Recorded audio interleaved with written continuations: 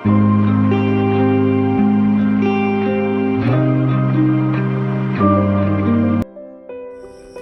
namin ang aming bukid.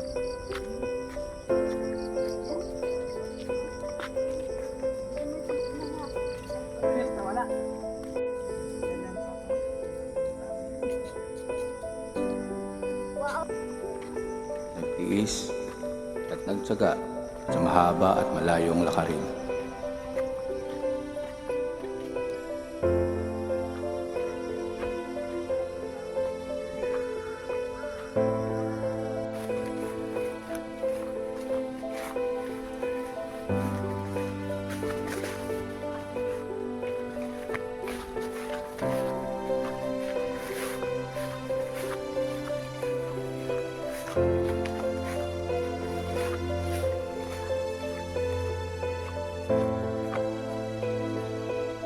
Madulas sa mga daan dahil sa hindi magandang panahon.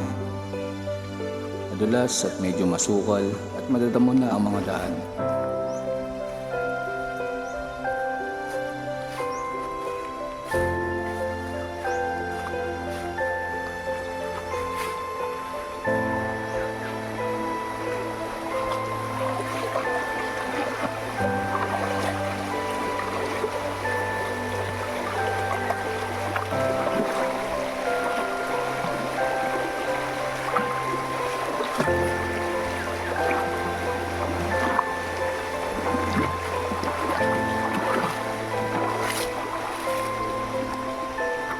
Hanggang sa makarating kami sa munti naming garupa.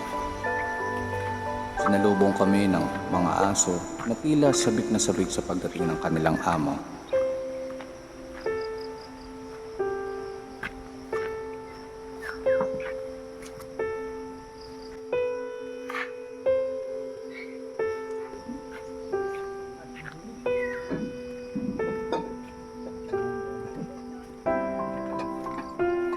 Ganda pa rin pagmasdan ng kabukiran, tila may paraisong nakakaalis ng makakot. Problema mo'y iyong malilimutan. At muli kami naglakad sa aming paroroonan.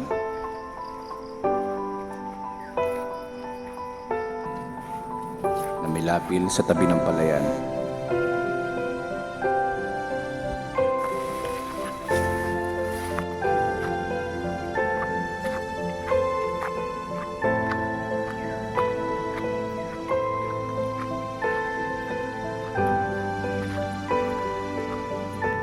Hanggang sandaanan namin ang matandang puno ng mangga na sa akin nagpaalala ng aking nakalipas.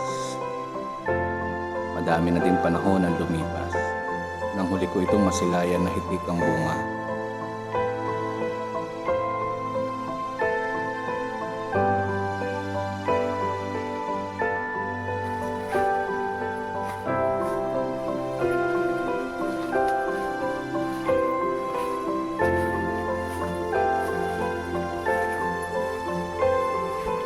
Daanan din namin ang puno ng kakao. Halos patay na. Siguro dala na nga din ang katandaan. Dito kami kumukuha para sipsipin at pagkatapos ay iipunin ng lolo namin para patuyuin at gawin naming tableya o tsokolate.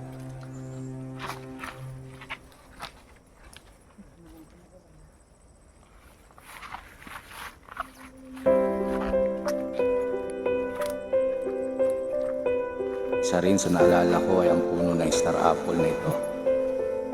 Anong una ay halos matapakan mo na ang mga bunga nito. Nalalaglag sa sobrang dami.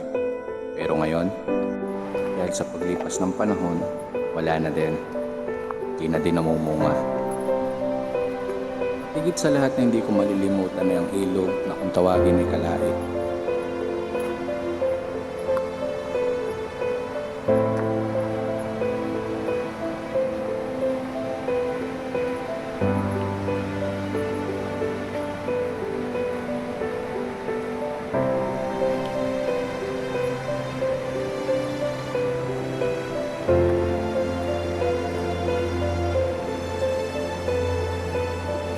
Dito ay may malaking bato. Sabi ng matatanda ay batong buhay.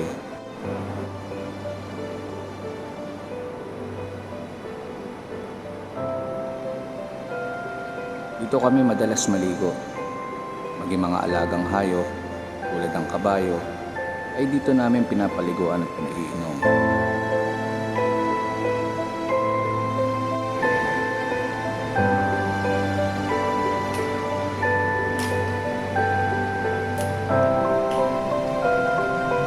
Dito kami nagpipiknik tuwing mahal na araw o Pasko ng pagkabuhay.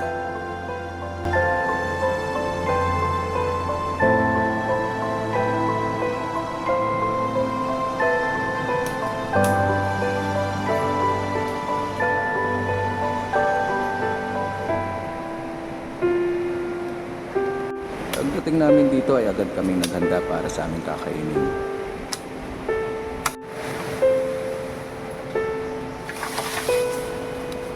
Hangukan ng kawayan,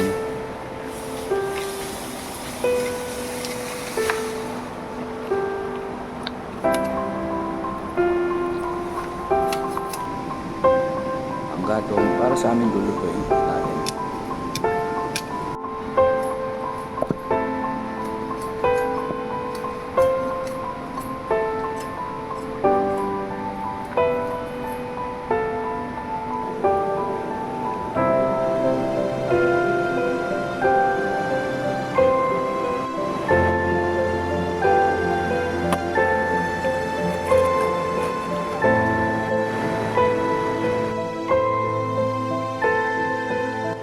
Makapagpaapoy na kami.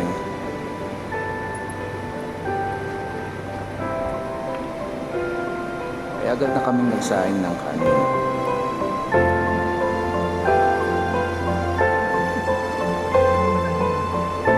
At nilagay ang aming lutsong manok.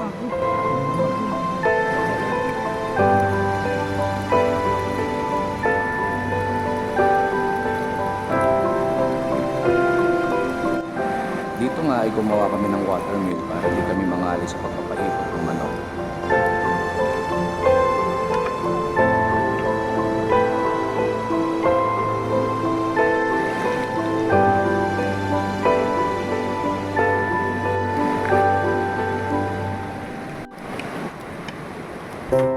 Dahil sa malapit na maluto ang aming manok, kumuha kami ng buko upang yun ang aming inumin.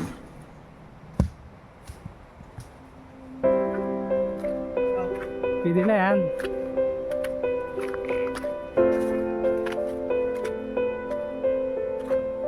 Tapon yan dun.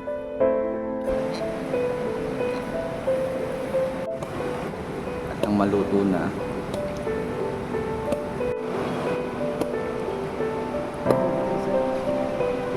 ay agad na namin itong hinango at inihain upang aming mapagsaluhan.